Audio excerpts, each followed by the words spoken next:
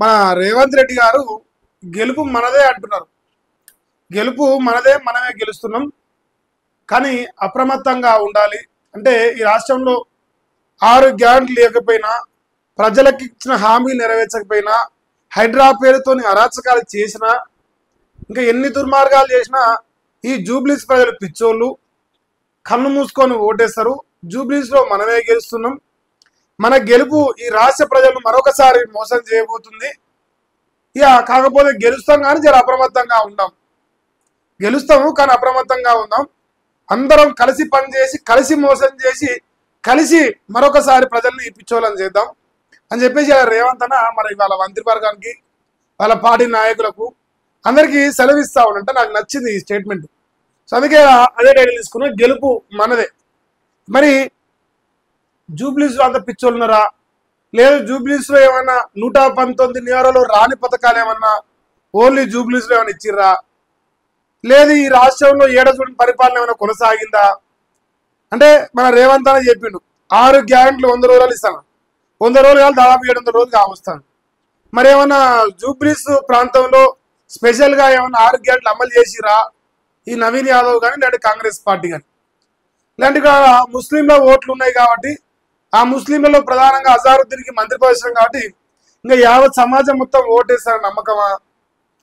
లేదు హైడ్రా పేరుతో ఎన్ని అరాచకాలు చేసినా నిన్న కేటీఆర్ గారు చూపించారు. రాష్ట్రంలో బడా బడా రియల్ ఎస్టేట్ బిల్డర్లను, బడా బడా రాజకీయ నాయకులను గాలికి వదిలేసి ఎవడైతే పేదలుండో వాని ఇల్లే టార్గెట్గా చేసుకొని హైడ్రా చేసిన కూలగొట్టిన కట్టడాలన్నింటినీ ఈ రాష్ట్రంలో జూబ్లీస్ ప్రజలు మర్చిపోయారని చెప్పి అనుకుంటారా? అయితే నాకు మరి విచిత్రంగా అనిపిస్తుంది నేనే గెలుస్తాం అనడం. అంటే ఇన్ని లంగా పనులు చేసినా గెలుస్తా అంటే ఇక నాకు మరి ఇంకా వేరే దాంతో నవ్వాల్సి వస్తుంది. సో ఇలా టైటిల్ అదేను ఒకసారి చూపిస్తా. మన ఆనుముత్యాలు వాళ్ళకి రేవంతుల వారి వెలుగు, రేవంతుల వారి వెలుగు ఇలా ఇది రాసుకొస్తాను. గెలుపు మనదే, అయినా లైట్ తీసుకోవద్దు. ఈ వారమే కీలకమట. జూబ్లీస్లో ప్రచారాన్ని మరింత స్పీడప్ చేయండి. మంత్రులకు సీఎం రేవంత్ దిశానిర్దేశం చేసిండు. పోల్ మేనేజ్మెంట్ లోనూ జాగ్రత్తగా ఉండాలి. ప్రభుత్వ పథకాలను ప్రతి ఒక్కరికి వివరించాలి. ఇంకో అన్నయ్య ఇలా నీకోసమే వేసుకొచ్చిన టీషర్ట్. ఇదే మన ప్రభుత్వం ఇచ్చిన 6 గ్యారెంటీలు. మహిళలకు వద్దంటే 25,000 వస్తుందని చెప్పేసి జూబ్లీస్లో చెప్పాలి. ఈ రాష్ట్రంలో 200 ఫ్రీ కరెంట్ ఫిర్ర్ అంటానని చెప్పాలి.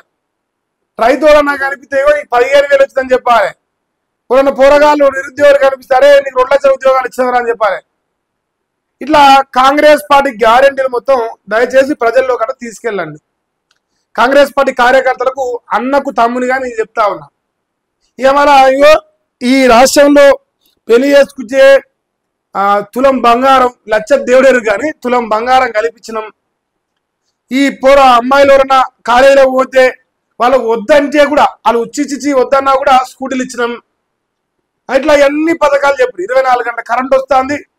ఇక డిసెంబర్ 9 తారీఖు నాడు ఇటు సూర్యుడు అటు మలిసినా ఇవాళ తీసుకుని లక్షే వస్తుంది, రేపు తీసుకుని 2 లక్షలు వచ్చింది. 15 ఆగస్టు నాడు పోయింది. 15 ఆగస్టు నాడు ఏ దేవుడు ఎటు పోయినా సరే కానీ ఎదురొచ్చిన దేవుళ్ళ మీద ప్రమాణం చేసి రుణమాఫీ చేసిండు. ఏం లంగా పనులు చేయలే. అస్సలు ఫెయిల్యూర్ ముఖ్యమంత్రి అని జనాలు అంటలేరు. ఇక మనమే గెలుస్తున్నాం కానీ ఈ గెలుపు మరి పేపర్లకే పరిమితం కదా, రంగస్థలంలో ఏమైనా గెలిచే అవకాశం ఉందా? ఈ నాటకం పేరు అలీబాబా 65 దొంగల ముఠ మరొక దొంగల ముఠాన్ని గెలిపిస్తానికి ఆరాటమైన పోరాటం. సో నాకు ఈ సినిమా టైటిల్ మంచిగా అనిపిస్తుంది. రేవంత్ అన్న ఈ రాష్ట్రంలో ప్రజల్ని ఒకసారి జూబ్లీస్ దగ్గర పోయి మైకి పెడదాం. బండ బూతులు తిడతారు, నువ్వేం గెలుస్తా అన్న అంటున్నావు. అంటే ఒక డైవర్షన్ పాలిటిక్స్ అంటారు దీన్ని. అంటే ప్రజలు అరే పోల్స్ సర్వేలు చెప్తున్నాయి బీఆర్ఎస్ పార్టీ గెలుస్తుందని, ప్రజలు అంటారు బీఆర్ఎస్ పార్టీ గెలవాలని, లేదు కాంగ్రెస్ పార్టీ ఓడిపోవాలని. ఈడొకరు ఆరొకరు లోఫర్ నాకులతో వీడియోలు చేపించినా పెద్దగా ఫాయిదా ఉండలేదు.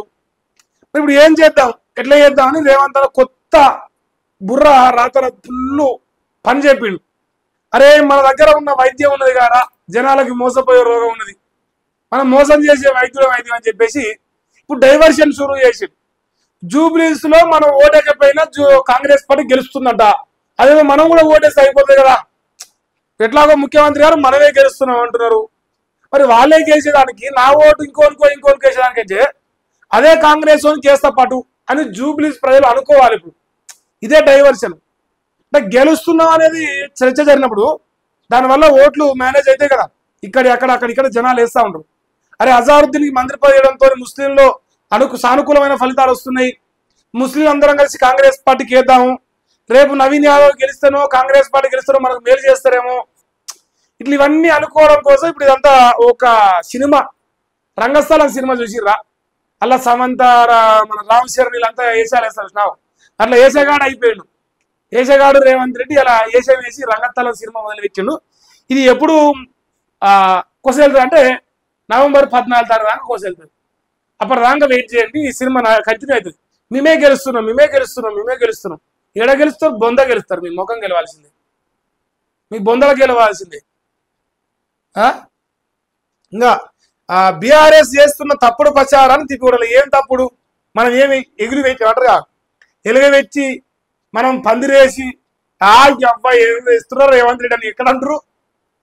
వాళ్ళు బదినాన్ని చెప్తానికి, వాళ్ళు తిప్పికొడతానికి మీరు ఏమైనా సక్కమైన పని చేసిర్రా? హైదరాబాద్ పేరుతో చేసి అరాచకాలు నిన్న బయట పెట్టిండు. అందులో ఏమైనా తప్పు ఉందని చెప్పే దమ్ము అనుకున్నా?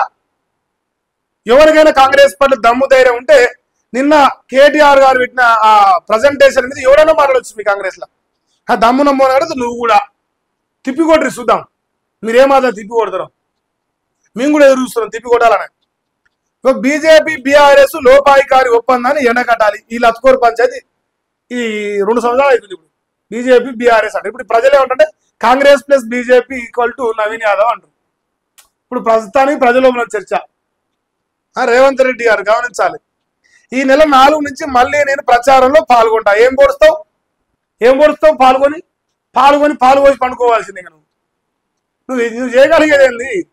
మొన్న వచ్చినావు ఏమన్నా ఎగిరి పెట్టినావా? కేసీఆర్ లంగా కేసీఆర్ దొంగ, మన 4 కొత్త మళ్ళీ కేసీఆర్ లంగా కేసీఆర్.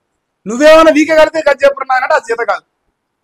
ఇక లేవంటే వాళ్ళ ఇంట్లో ఆడీలను పట్టుకొచ్చుకొని ఇంటికి ఆడీలను దూరం చేసి ఆమెతో చేసే నీచమైన రాజకీయాలు. ఎడికోరో బొడికోరో ఏదో పోరు కానీ. సో ఈ పోరు ఎక్కువైతుంది జనాలకు. రోజు ఇదే, రోజు జోకుడు. ఈ జోకుడు వార్తలతో సగం తలకాయ ప్లేస్తుంది. ఇంకా ఈ నెల అన్నొస్తాడు మైనార్టీలు మహిళల ఓట్లపై ఫోకస్ పెట్టాలని సూచన. అంటే మా మైనార్టీల్లో మానభంగాలు, మహిళల పైన మానభంగాలు ఇవన్నీ ఫోకస్ పెట్టరు. నిన్న మన కిస్మత్పూర్ కాడ ఒకటి చచ్చిపోయారు కదా, ఒకటే రోజు 2 సార్లు ఒకే అమ్మాయి పైన మానభంగం జరిగి చంపేసిరు. మహిళల పైన ఫోకస్ పెట్టరు. ఇక మహిళల పైన ఫోకస్ పెట్టి మరి 22 నెలలుగా 55,000 రూపాయలు మహిళలకు బాకీ ఉన్నారు. ఏమన్నా ఇగ్గగలిగితే ఇక్కుర్రి. ఆ 200 రూపాయలు మనిషికి 200 రూపాయలు చొప్పున మహిళలందరికీ ఫోకస్ పెట్టి 55,000 లెక్క వంచుని వద్దంటే ఓటు వేపిస్తాను నేనే, నేనే చెప్తానుగా.